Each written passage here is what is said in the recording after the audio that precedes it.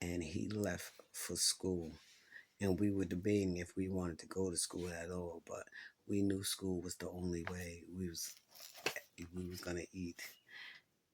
Everybody believed what she said, and that's the beginning of a life of turmoil and confusion. As the end of the vacation came, I began to fear going back to New York, but the time came and we left.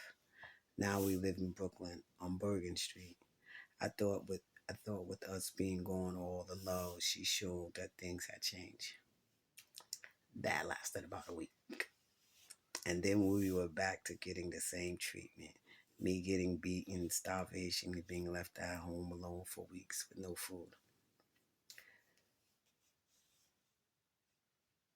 Yeah, I had my brothers and we learned to survive. We lived around the corner from a food factory and we would go and steal food and cocoa mix so we could eat. One time, this old man saw us. After that, whenever we came, he would give us food and he never told on us. For once, I had someone to trust.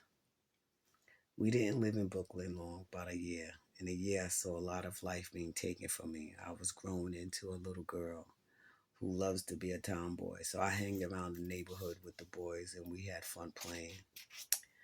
And we were playing hide and go seek, and one of my mother's friends, Tracy, had four sons: Chris, Peanut, Darren, and Paul.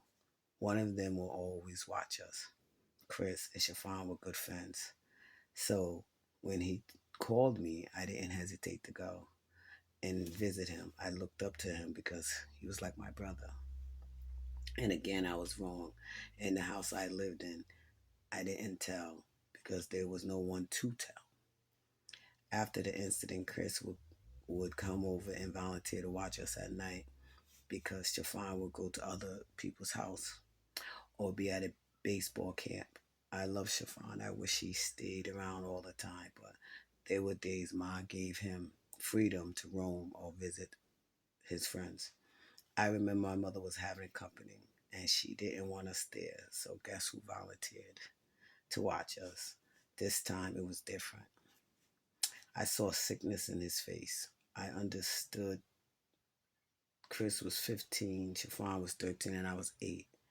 We were all children in this crazy world, yet Chris knew things I didn't understand at the time. This time I learned more to do with your body than touching. The night he took me out of the room into the living room on the floor,